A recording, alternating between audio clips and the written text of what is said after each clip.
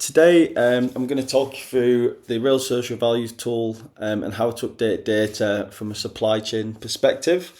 So what I'm going to go through in this is the main dashboard and what each part of the dashboard means, how to access the projects that you've been assigned to you, and how to update against the metrics that have been assigned, as well as add in your own metrics as well.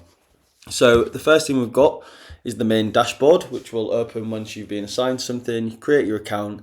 When you log in, this is what will open. So you know you're in the supply chain section because this toggle in the top right will say supply chain.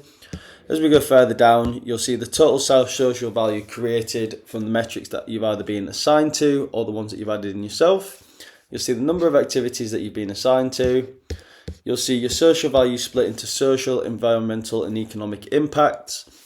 You'll then see the 3 carbon scopes. So if you have any environmental data in the system, using our calculator, what we'll do is we'll separate the carbon produced into the 3 carbon scopes. And then as we move further down, you'll see you've got monetized versus non-monetized metrics. This just tells you how many are monetized and how many don't have a monetary value. And then you'll also have your social value breakdown. So this is your top 10 metrics based on impact, or top however many that you've been assigned to. And then the last thing that you'd normally see on here is a social value map, but we haven't got any location data on the system in the minute, which means it's not showing. But as soon as you get any of that assigned to you, that will then show up. Cool, so that's the main dashboard and what you will see once you first log in.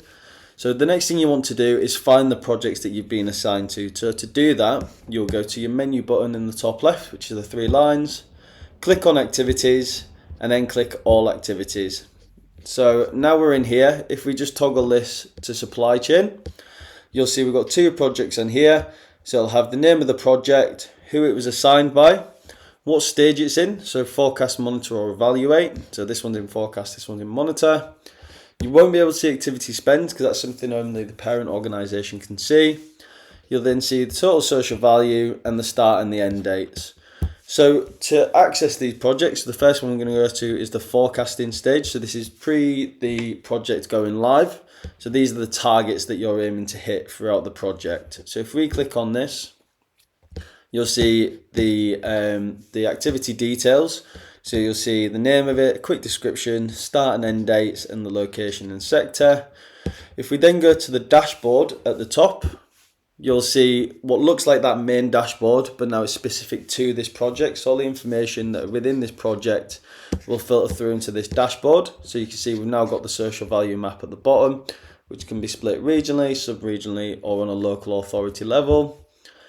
And then to see the metrics that you've been assigned to, you would go to metric details in the top right. So if I click on this, you'll see you've got the jobs general metric with a target of 6, which is being assigned to you. So with this metric, if you click this little arrow at the bottom, you can click on that and you can change the target if you want to. So if you think 6 is a bit easy, you can update it by clicking on it and changing that to 8. You click off and then you can save that at the bottom as well. Another thing you can do within this as well is you can change the characteristics of the people that are being hired. So if we click characteristics details, you'll see the number of people impacted. So you'll want to change this to 8. The general is stuff like, does anybody have a disability? Are they ex-offenders? Are they formerly homeless or ex-service personnel? And then as you go further down, you can put more and more information about these people into the system. So you can do stuff like age, ethnicity, sexual orientation, relationship status, and all this sort of stuff, which might affect the weighting of the metric. Once you've updated all that, you just click save, and that's now being updated.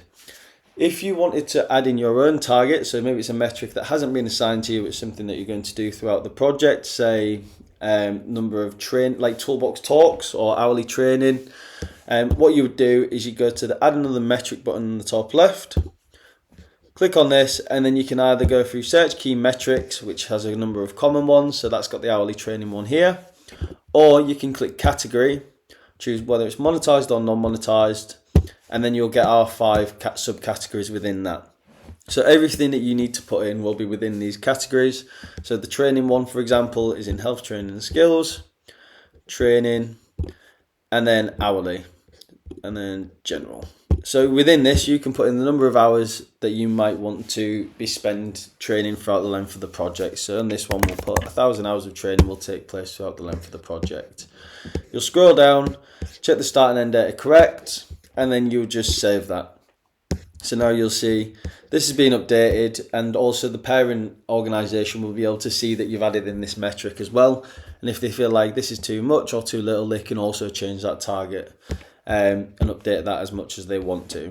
So now if you look at this dashboard, you'll see it's now updated with the 2 metrics, and that's the forecasting stage. So the next stage that you'd be in is the monitoring stage. So this is when the project is live and you're now reporting against them targets on a monthly, quarterly or yearly basis.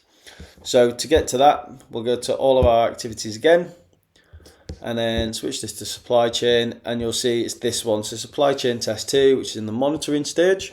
If we click on this, and then if we go to dashboard, we'll see everything's a percentage of. So you've got target amounts, £0 of the target. You've also got this timeline, which tells you how much you've done, and then the same sort of dashboard information as the previous one. To update against these targets, we need to go into metric details. So we'll see this one here. So we've got another jobs metric with a target of 6, and the achieved value is 0 because we haven't updated anything. So the same as if we're editing the target, we'll click this drop down box here, scroll down, and then you'll see the prompt for each of the months. So you've got September, October, November, December, and then all of the months through 2025, which are applicable. So in 2024, say if we hired 4 people here, you'd put in 4, save the achievements, and then you'll see the target is 6 and you've achieved 4. Then when October comes around, you might have hired another 2 people. So we'll put 2 in there, save achievements, and then it will keep adding up whenever you update it. And you just do this every month against all of the targets that you've got within the system. You can still also add in metrics at this stage as well. So if you started doing something halfway through the project and you think maybe we can report that on social value, you just go to the add another metric box, choose your metric.